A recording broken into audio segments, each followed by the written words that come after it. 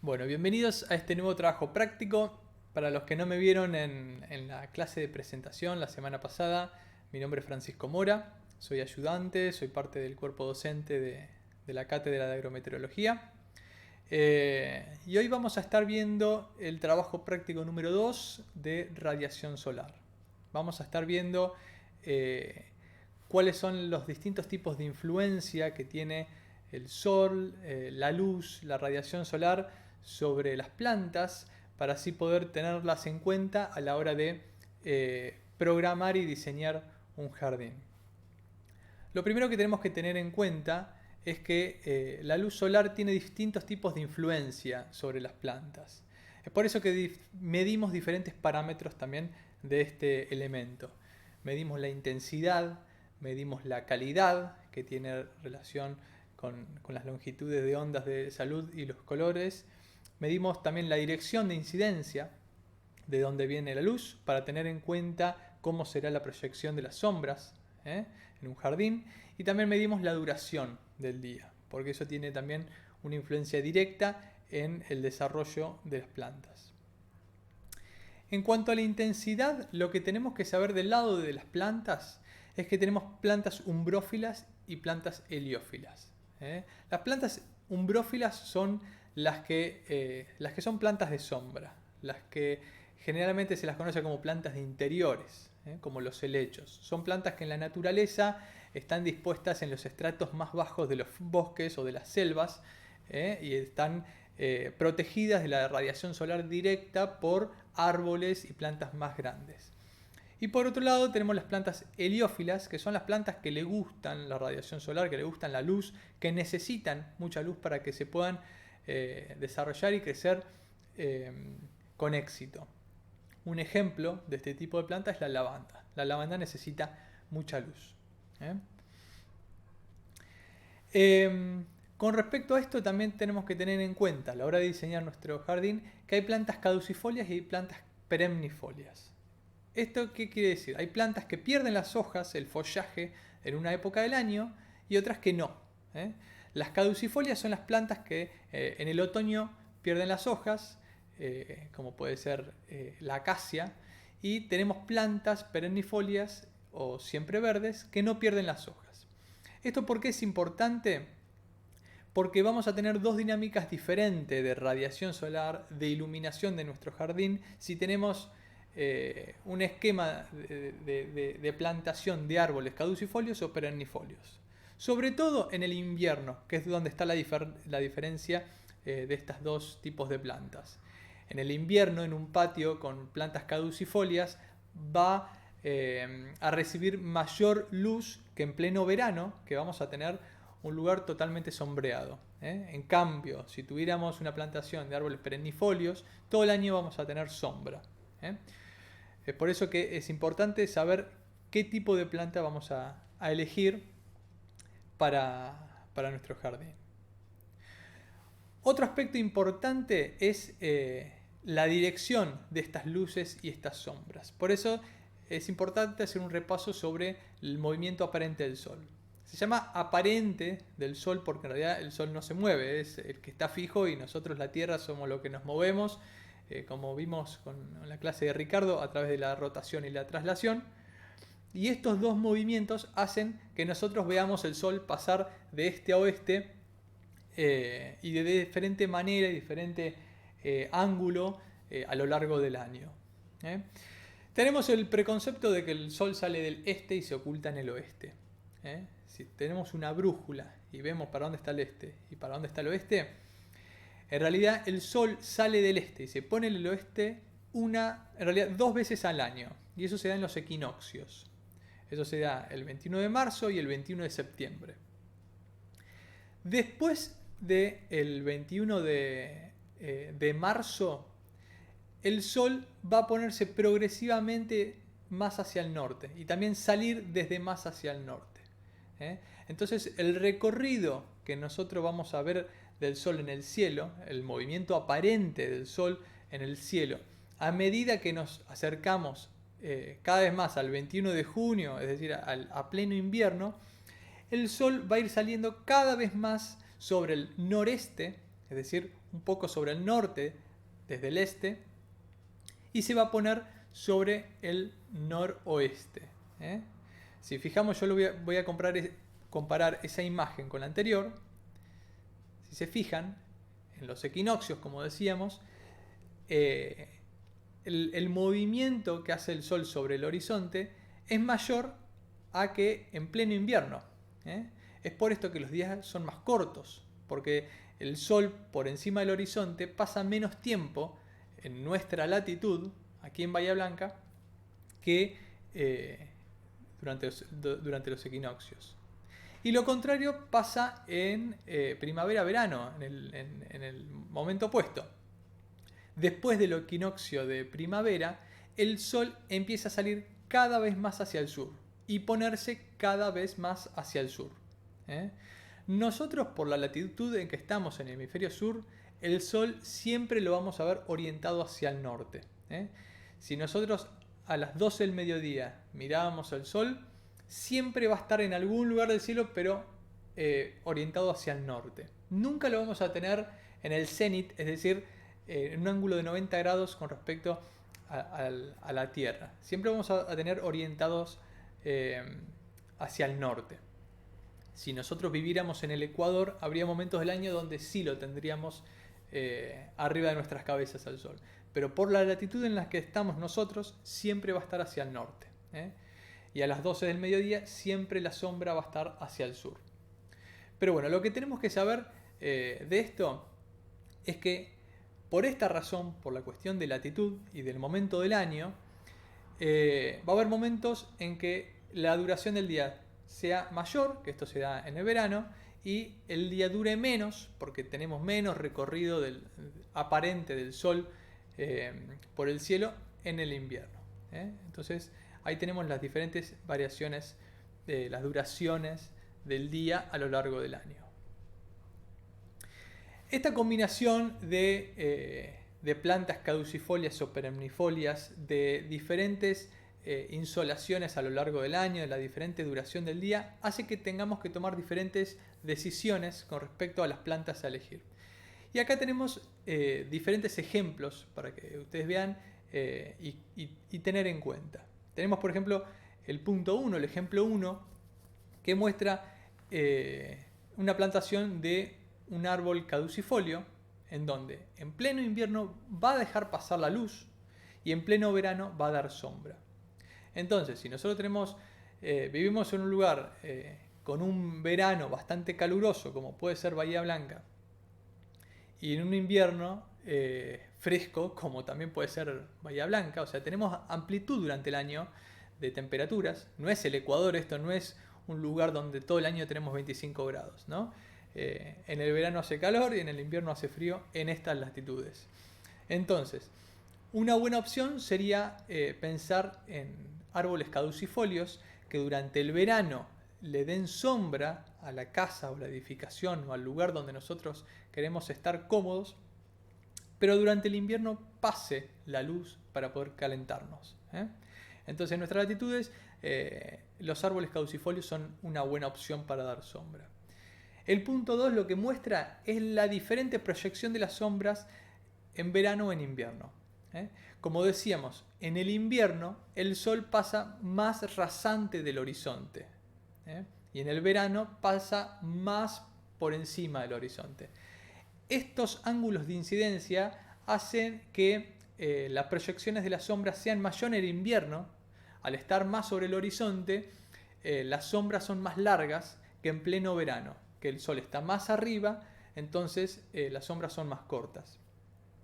Esto es importante para tener en cuenta, cuando nosotros plantemos un árbol, saber la dimensión final que va a tener ese árbol cuando sea grande, para tener en cuenta las diferentes proyecciones de sombra y hasta dónde van a llegar esas sombras en los diferentes momentos del año. El tercer punto es interesante para programar en qué momento del día nosotros queremos tener sombra en nuestras edificaciones. Eso también es importante. Si nosotros vamos a tener una habitación que queremos que le dé el sol a la mañana, pero a la tarde esté cubierta, tenga sombra, podemos pensar en arbolar ese entorno sobre el oeste. Entonces, como el sol sale del este, siempre sale del este, noreste o sureste, pero sale del sector este, vamos a tener libre, esa vendría a ser como la segunda imagen del punto 3, esta. Entonces, suponiendo que esta es nuestra habitación, por ejemplo, durante la mañana cuando salga el sol va a tener buena iluminación y a la tarde va a tener sombra. Lo opuesto sería esta situación. Nosotros tenemos, por ejemplo, un living que a la mañana no queremos que entre luz directa, pero a la tarde queremos que entre. Tenemos que hacer una plantación sobre el este para tener sombra de mañana y el oeste libre para que entre luz a la tarde. Eso es una decisión que van a tomar ustedes, pero hay que tener en cuenta estas situaciones. Y por último, el punto 4, lo que hace referencia es que hay que tener en cuenta el tamaño final de la planta. Nosotros cuando plantemos un eucalipto, un pino o cualquier arbusto, lo vamos a comprar en un vivero, una maceta y va a ser una plantita de 50 centímetros. Pero todas las plantas van a tener un tamaño final diferente.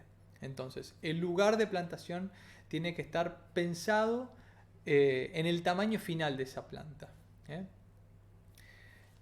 Por el tema no solo de espacio físico y de estética, sino también de proyección de sombras. Un programa que les recomiendo si quieren investigar un poquito sobre esto y jugar un poco con planos es este programa, el Heliodon. Ahí tienen el código QR si quieren descargarlo con su celular o se pueden meter a la página. Les voy a mostrar un poquito de qué se trata. Este es el programa. Es un programa tipo el AutoCAD que usan los arquitectos. Sirve para sobre un plano dibujar una edificación y simular el recorrido de las sombras y de la iluminación durante un día particular, ¿no? Entonces acá tienen un plano, un área de dibujo que es en 2 dimensiones y lo transforma en 3 dimensiones, este área de aquí. Entonces aquí yo dibujé el ejemplo de mi departamento donde estoy aquí ahora y este vendría a ser el departamento, ¿no? Lo que yo le quería mostrar es, esta es mi ventana y este es mi balcón. Yo vivo en un departamento. Este vendría a ser el living y yo tengo esa ventana. Entonces, ¿cuáles son las funciones de este programa? Yo puedo posicionar una planta, una maceta o lo que yo quiera referenciar en cualquier lugar del departamento. Yo lo voy a poner en el balcón, lo voy a poner una planta en este lugar como referencia. Y luego tengo que ubicar en el espacio en qué latitud estoy. Yo puse 38 grados, que es la latitud de Bahía Blanca. Aquí puedo modificar el día, qué día es, y esto es el momento del día. Entonces, en esta latitud y en este día en particular, la proyección de las sombras va a ser de esta manera. El sol va a salir del este y cuando salga la planta esta va a tener sombra. ¿Esto por qué? Porque mi departamento está con esta orientación. Este es el norte. Esto imagínense como si fuera una brújula y este es el norte. Entonces, cuando el sol sale del este, mi balcón está mirando casi al oeste. Entonces, yo no recibo luz a la mañana, ¿no? Entonces, a partir de este programa, simulamos cómo se va moviendo el sol y vemos que la planta empieza a recibir luz un día como hoy a las 10 de la mañana. Aquí dice 9:54. Yo voy moviendo el día, ¿no ves? 10:20 y así. Entonces podemos visualizar la cantidad de horas de luz y cantidad de horas de sombra que tiene nuestras plantas en un lugar particular. Entonces, en este gráfico circular, que no es tan sencillo de entender, tenemos en naranja el tiempo que se pasa en la sombra y en blanco el tiempo que está a la luz. Y las rayitas verticales son las horas. Entonces, esta planta en particular, desde que sale el sol, que el sol sale a las 7 de la mañana, en esta época del año, va a tener 1, 2, 3, 4 horas y media de sombra hasta que aparece, hasta que esa planta empieza a tener luz. Y luego va a tener el resto del día luz. Si seguimos avanzando el reloj, ahí ya son las 12 del mediodía, yo miro la hora del día aquí. Ahora son la 1 del mediodía. Ahí son las 3 de la tarde. A las 3 de la tarde, si se ven, yo giro acá mi departamento, todavía no entró la luz solar. Lo gris se sobreentiende que es la sombra, ¿no? Todavía no entró la luz solar. Y a partir de las 4 de la tarde, ya como ven, ya entra luz solar en mi departamento, teniendo en cuenta la posición y dónde está el norte. Si yo muevo el norte y pongo que mi departamento está orientado al norte, y vamos a reiniciar el tema. El sol sale sobre el este, pero ¿no ven? Sale un poquito sobre el noreste, porque nos estamos acercando a pleno invierno. Por eso la sombra ya arranca para el sudoeste. Entonces, si estuviera orientado mi departamento hacia el norte, durante todo el día tendría luz.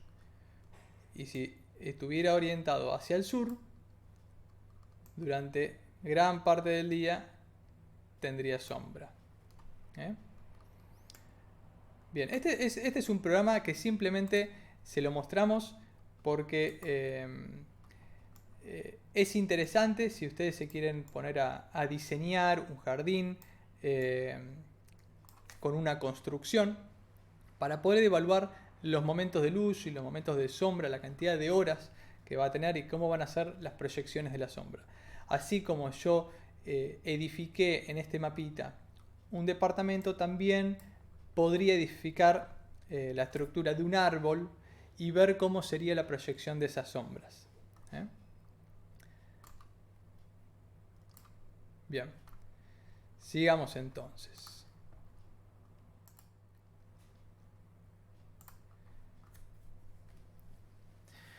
Otro concepto que hay que tener en cuenta, habíamos dicho al principio, que es la duración del día. A eso se le llama fotoperíodo. Y lo que importa en las plantas no es solamente la duración desde que se da el amanecer hasta el atardecer, sino también involucra el efecto de los crepúsculos. ¿Qué son los crepúsculos? Es el alba, es esa luz que empieza a iluminar el cielo antes de que nosotros veamos el sol salir por el horizonte. Tanto a la mañana como al atardecer. Bueno, al atardecer, una vez que se pone el sol, no se apaga la luz inmediatamente, sino que sigue habiendo una luz difusa y esa se llama crepúsculo vespertino. Técnicamente se contabiliza hasta que el sol está 6 grados por debajo del horizonte y más o menos tiene una duración de media hora al amanecer y media hora al atardecer. Ese tiempo es importante contabilizarlo porque pese a que no es una luz directa del sol, sí es una luz lo suficientemente potente para influenciar sobre el desarrollo de las plantas. Esa luz leve está teniendo una influencia sobre las plantas.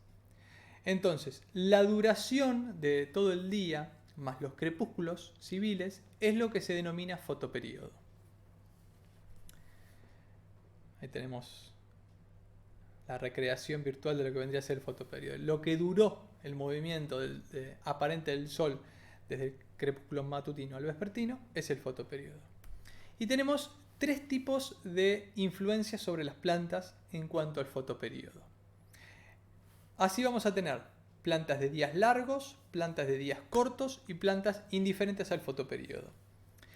Las plantas de días largos son aquellas que aceleran su desarrollo a medida que se alargan los días y florecen en primavera. Hay ciertas especies que florecen en primavera y no florecen en otoño, no florecen en invierno. ¿Por qué se da? Porque se aceleran sus procesos vitales a medida que el día dura más.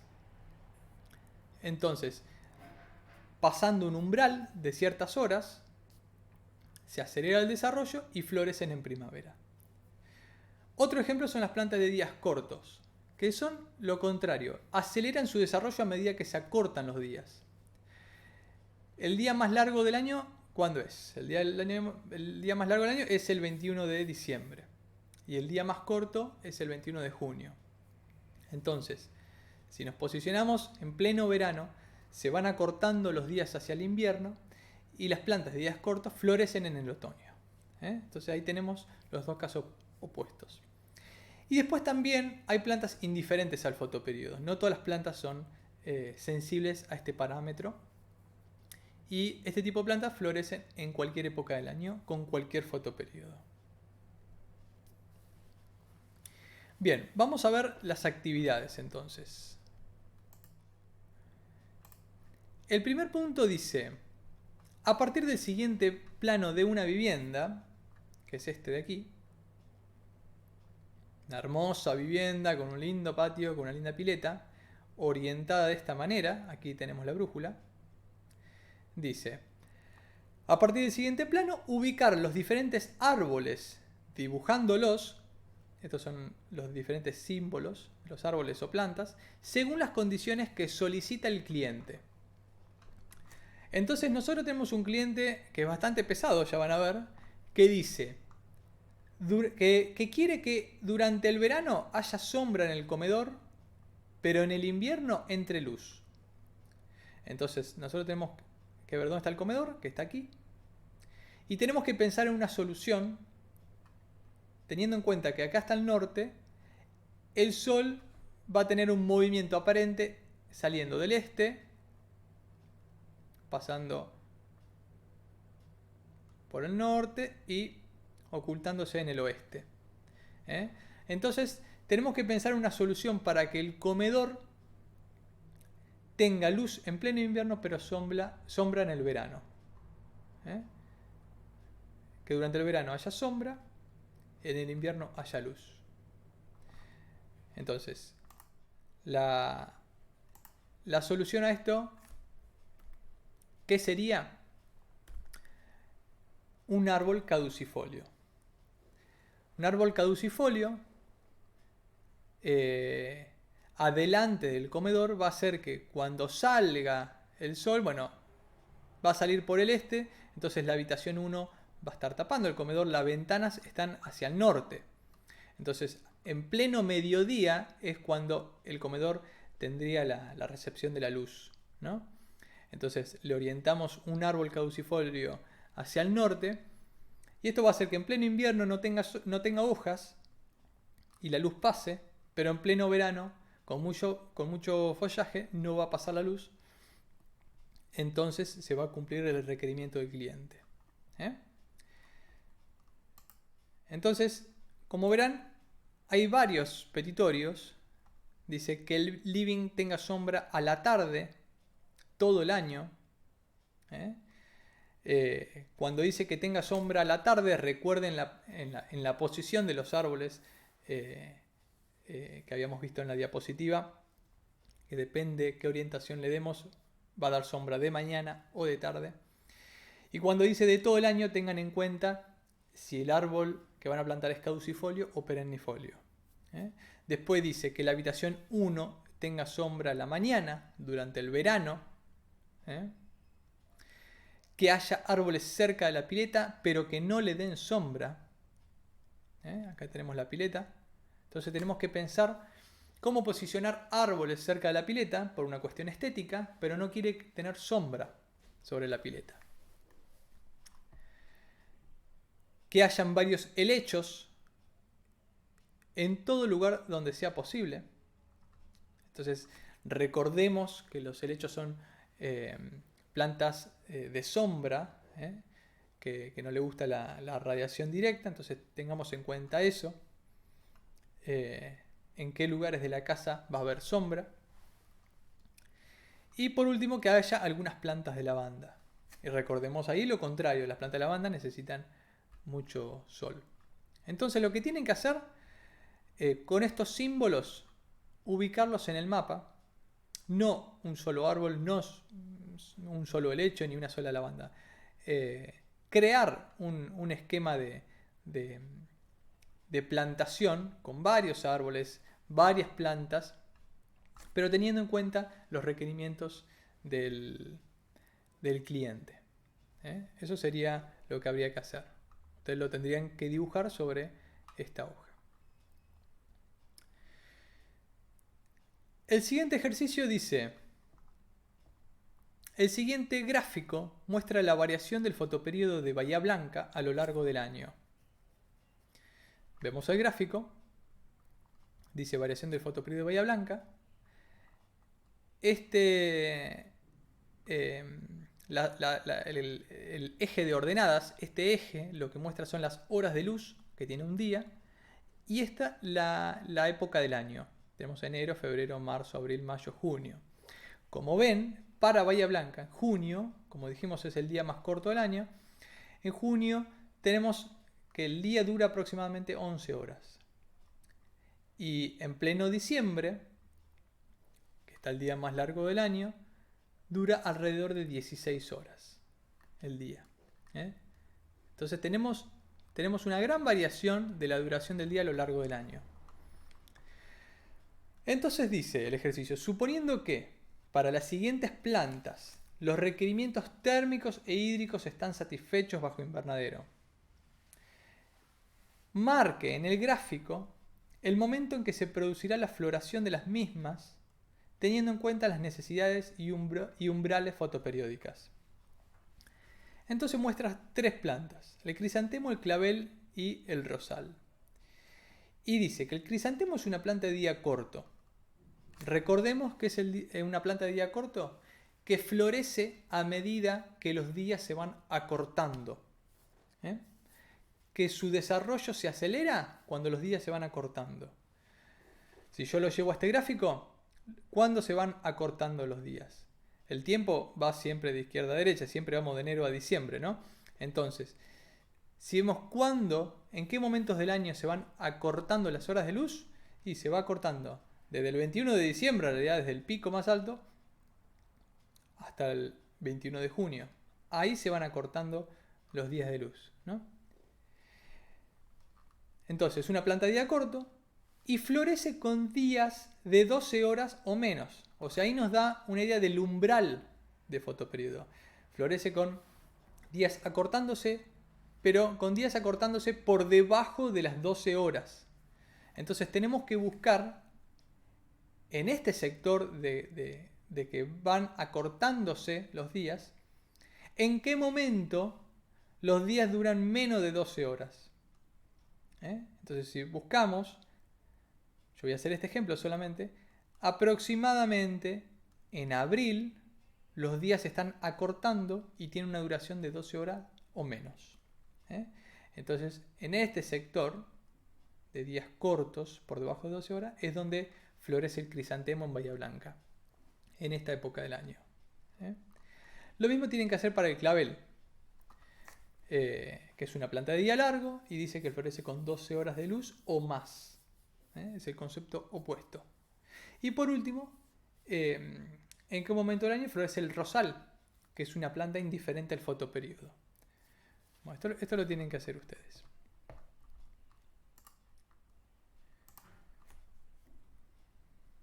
Este es el gráfico. Y por último vamos a ver el concepto de efecto invernadero. Vamos a repasarlo. No hay un ejercicio sobre esto, pero sí vimos que es importante hacer un repasito sobre este concepto que es tan importante. ¿Qué es el efecto invernadero? El efecto invernadero es la capacidad de la atmósfera de retener temperatura y hacer básicamente que sea posible la vida en el planeta Tierra. ¿Cómo funciona un poco el efecto invernadero.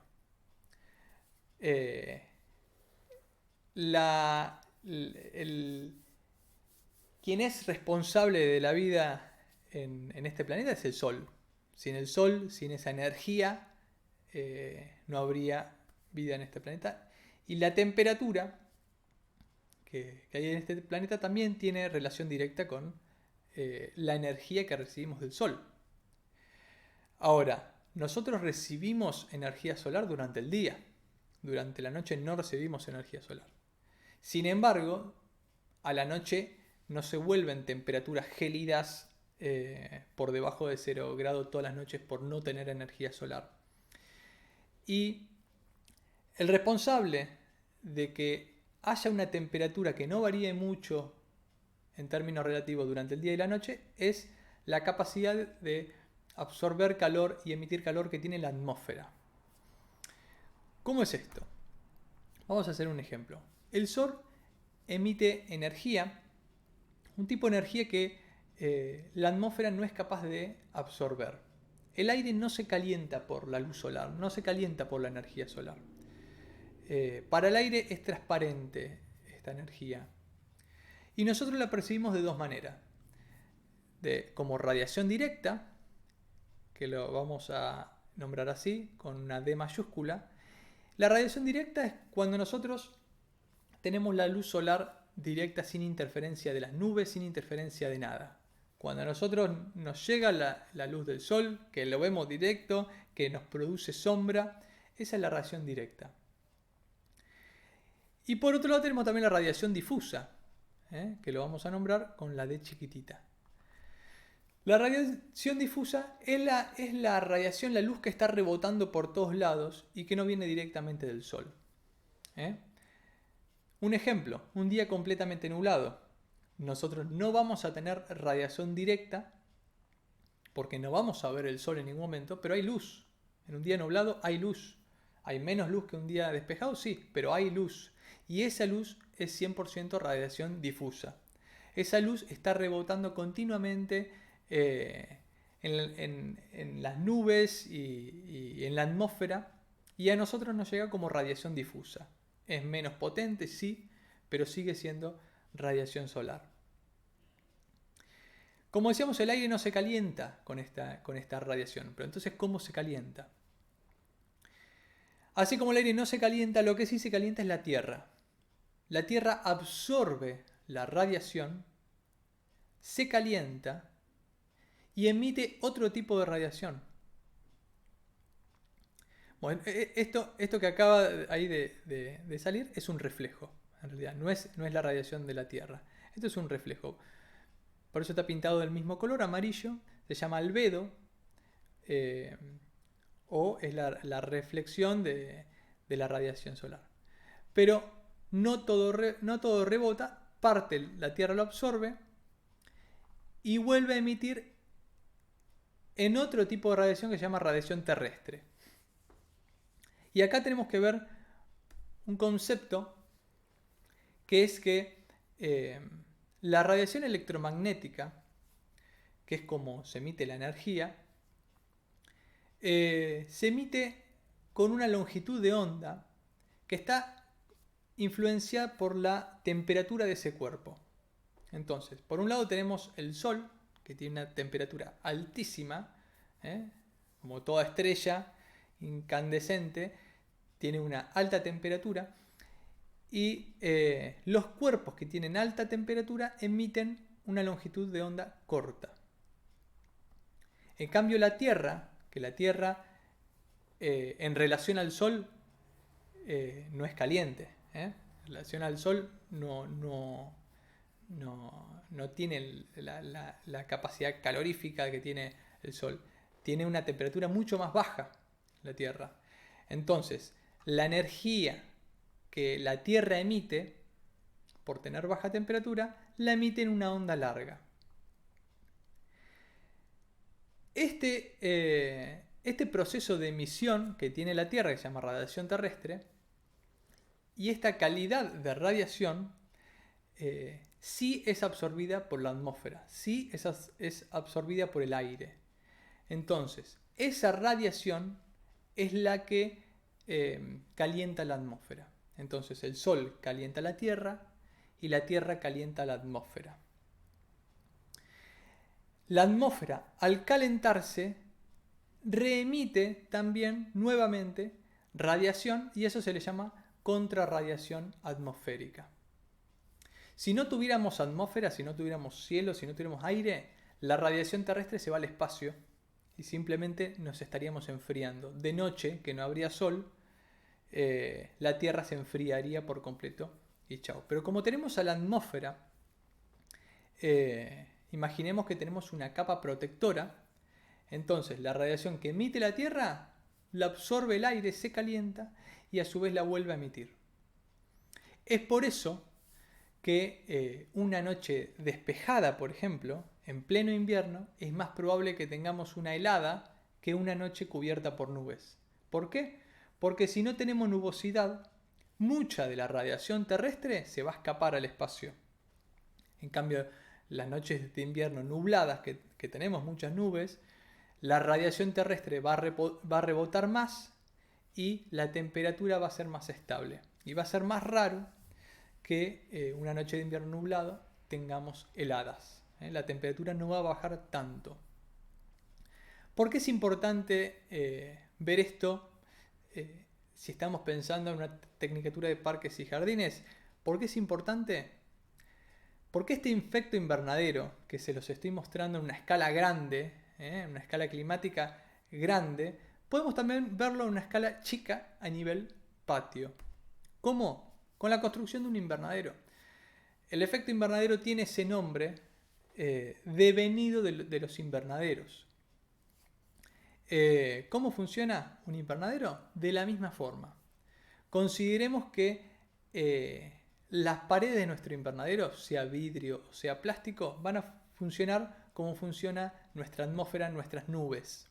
Entonces, durante el día entra radiación solar al invernadero, calienta la tierra de nuestro invernadero, esta tierra emite radiación de onda larga y esa radiación no puede pasar el vidrio ni el plástico del invernadero y se va acumulando energía dentro del invernadero. Por eso hace más calor adentro de un invernadero que afuera, porque tenemos un microclima, un microambiente en donde no puede escaparse con mucha facilidad el tipo de radiación que calienta el aire. Por eso que es importante saber cómo funciona y también para tener en cuenta dónde posicionarlo el invernadero, porque el invernadero va a funcionar en función de la cantidad de horas de luz y la intensidad de radiación que reciba. Bueno, esto es todo. En un próximo video más adelante lo subiremos con la puesta en común y los resultados a los que tendrían que haber llegado con las actividades. En el mientras tanto, la idea es que ustedes traten de resolverlo, que cualquier duda me escriban al mail y bueno, cualquier duda escriban. Saludos.